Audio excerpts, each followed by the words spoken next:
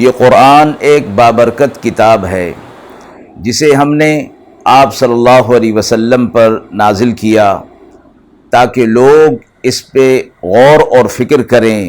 اور تاکہ اہل فہم اس سے نصیحت حاصل کریں۔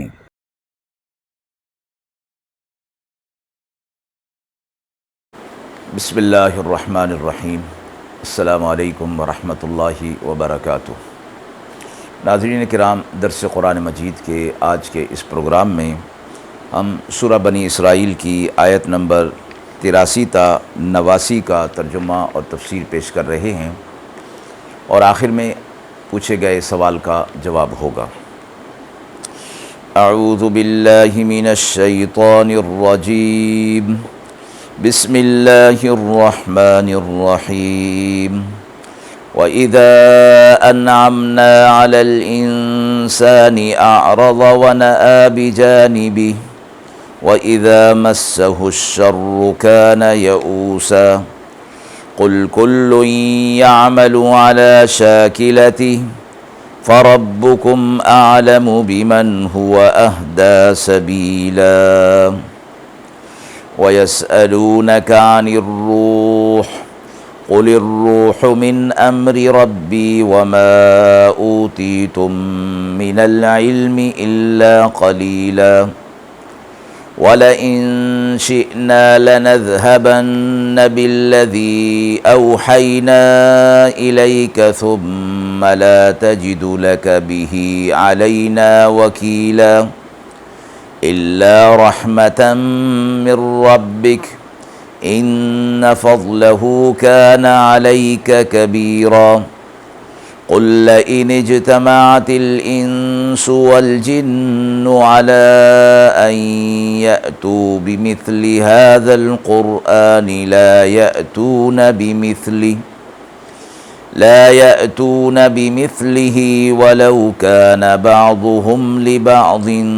ظَهِيرًا وَلَقَدْ صَرَّفْنَا لِلنَّاسِ فِي هَٰذَا الْقُرْآنِ مِن كُلِّ مَثَلٍ فَأَبَىٰ أَكْثَرُ النَّاسِ إِلَّا كُفُورًا۔ آیات مبارکہ کا ترجمہ ملاحظہ فرمائیں۔ اور جب ہم انسان کو کوئی نعمت عطا کرتے ہیں تو وہ منہ پھیر لیتا ہے،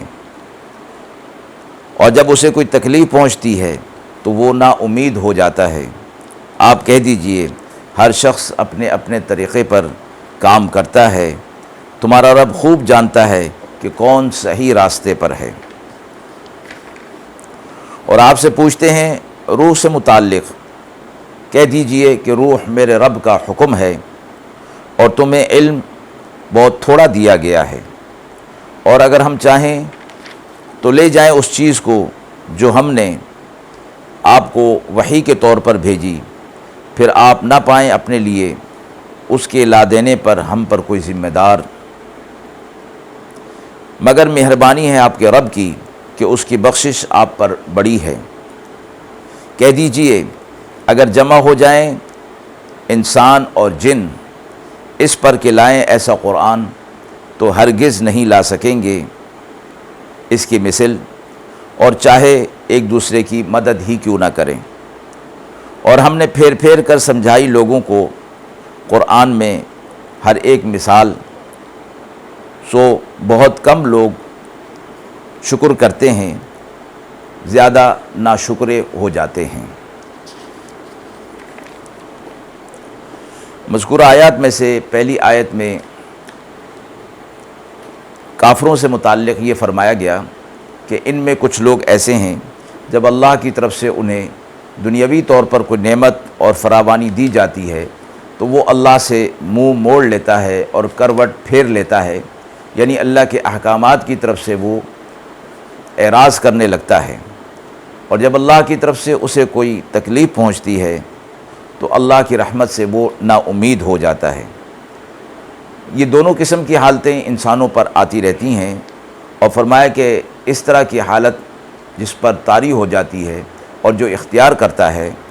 یہ اللہ تعالیٰ سے بے تعلقی کی دلیل ہے، اور یہی بنیاد کفر اور گمراہی کی ہوتی ہے۔ آپ صلی اللہ علیہ وسلم سے فرمایا گیا کہ آپ فرما دیجئے کہ ہر شخص اپنے طریقے پر اس دنیا کے اندر کام کر رہا ہے، یعنی اپنی اپنی عقل، علم یا جہل کی بنیاد پر مختلف طرح کے کام کر رہے ہیں۔ تو آپ کا رب خوب جانتا ہے اسے جو زیادہ ٹھیک اور درست راستے پر ہے، اسی طرح جو درست راستے پر نہیں اسے بھی جانتا ہے، اور ہر ایک کو اس کے عمل کے مطابق جزا یا سزا دے گا۔ یہ نہیں کہ جس کا دل چاہے بلا کسی دلیل کے اپنے آپ کو خود ہی سیدھے راستے پر اور ٹھیک راستے پر سمجھنے لگ جائے۔ راستہ وہی ہوگا جس کی نشاندہی اللہ رب العزت کے انبیاء علیہ السلام نے فرمائی، اور وہی نجات کا راستہ ہوگا۔ اگلی آیت میں فرمایا گیا کہ لوگ آپ سے سوال کرتے ہیں روح سے متعلق۔ کفار کی طرف سے روح سے متعلق سوال،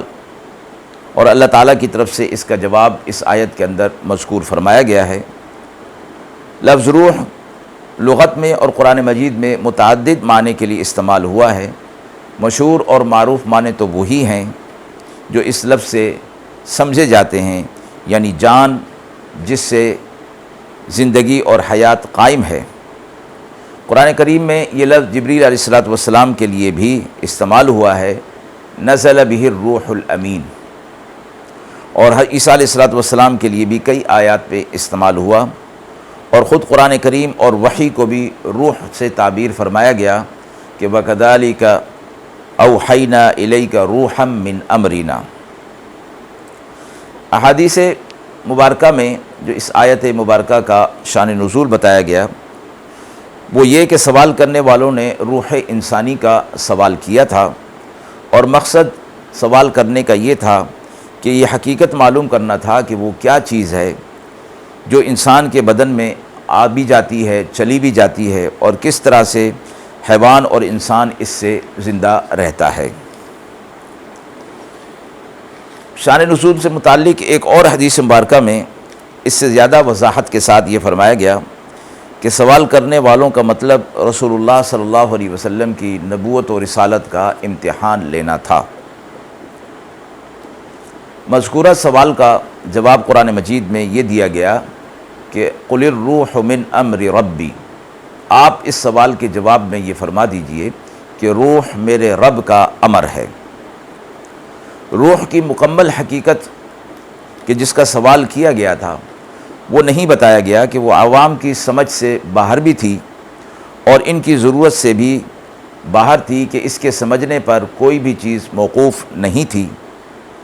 رسول اللہ صلی اللہ علیہ وسلم کے لیے یہ فرمایا گیا کہ آپ سے چونکہ سوال کیا گیا ہے